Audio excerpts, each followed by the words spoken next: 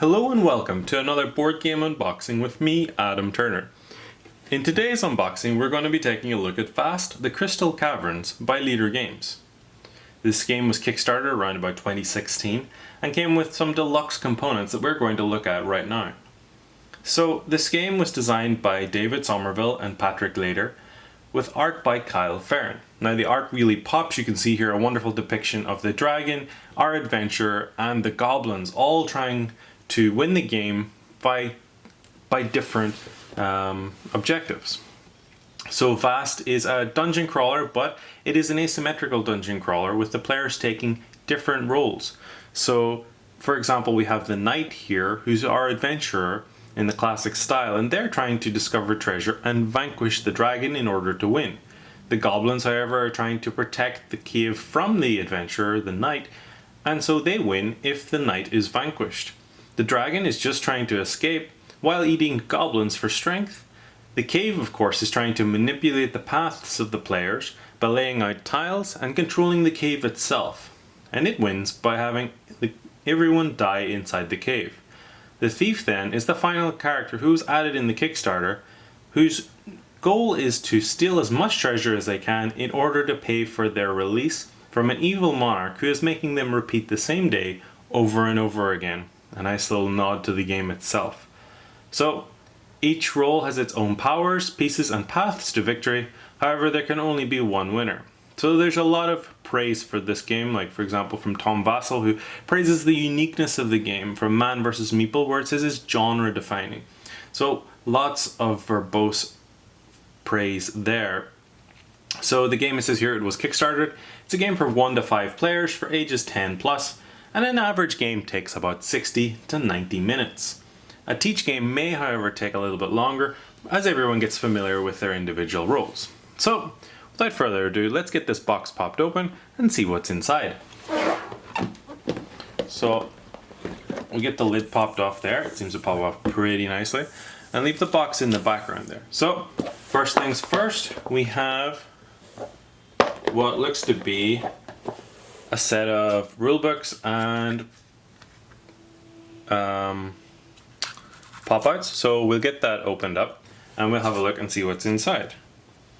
Okay, so now that we've got that popped off, we have here the rulebook, very nicely printed in full color, with the general rules, the individual player rules. There's a nice 2-page spread for each one. There's the spread for the cave.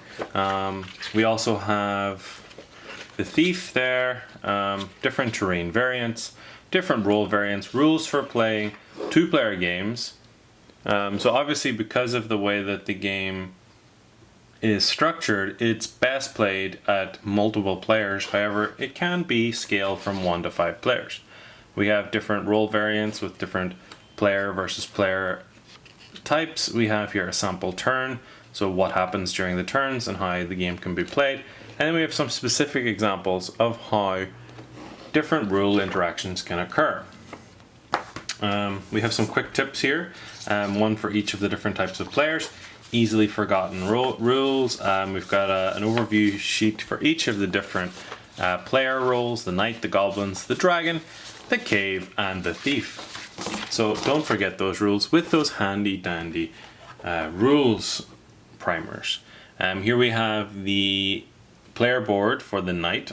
We can see here lovely illustrations of the knight there with their backpack, ready for action. A very strong adventurer there.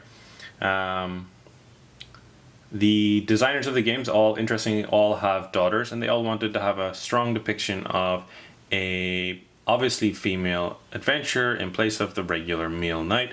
I think they've done a fantastic job there, where they've shown the adventurer, clearly female, with fully equipped for their adventure and out to get their dragon kill. So very nice. We have here some more artwork by Kyle Farron. We've got the lovely goblins, look very vicious and angry, and they've got their different player board there. They're trying to kill the knight, of course.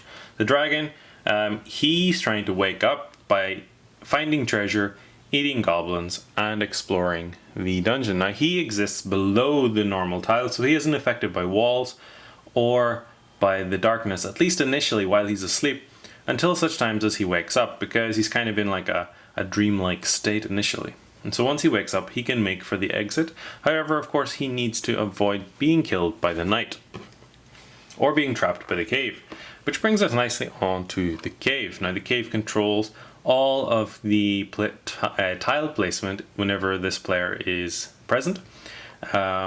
They win by having all 45 tiles revealed and placed in the dungeon, which can then be removed in order to trap the players, or the other players, and eventually, hopefully, crush them inside the cave. And that's how the cave wins. And the last one, the Kickstarter added Thief. He just wants to try and steal some treasure so that he may be released from his indenture to the evil monarch who is making him repeat the same day over and over again. So those are the 5 rules available in the base game of Vast the Crystal Caverns. Here we have the different tiles of the dungeon. We have a number of sheets of this. We have 1, 2, 3, 4, 5. There we have, like, for example, a chasm with an underground river, some lava. We have here the standees for the dragon whenever he's awake, whenever he's asleep, the thief, and the adventurer. We also have different event tiles there. Here's some more event chits. Here we've got some treasure, we've got the goblins, and we have, I don't know what that is, we'll find out soon. Here we have an underground lake, underground fungi, some chasms, and so on. I guess those are traps. We also have the event cards and the power cards, which introduce different abilities for our heroes that can be used in order to affect the outcome of the game. We also have here all of our little wooden pieces. We have, for example, the Kickstarter ad. I'm going to go straight for the Kickstarter added. So there's the little treasure chests. Those were Kickstarter. Here we have the wooden meeples for the Kickstarter version.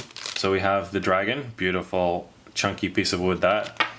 We also have the different goblins. There's the goblin fangs, the skull and crossbones, and this ovally shaped one, which I'm not quite sure what that is, but I'm sure we'll find out whenever we start playing the game. And we also have the thief, who's kind of small. Pardon me. We have the dragon while he's asleep. She's asleep, I'm not quite sure. The dragons have genders. And we have the adventurer. Looks kind of cool there. Little sword poking out. We also have various other pieces of wood that are required for the game. Different cubes, which are for the different players. They go on your player board. We also have the dice here for the different events that might occur.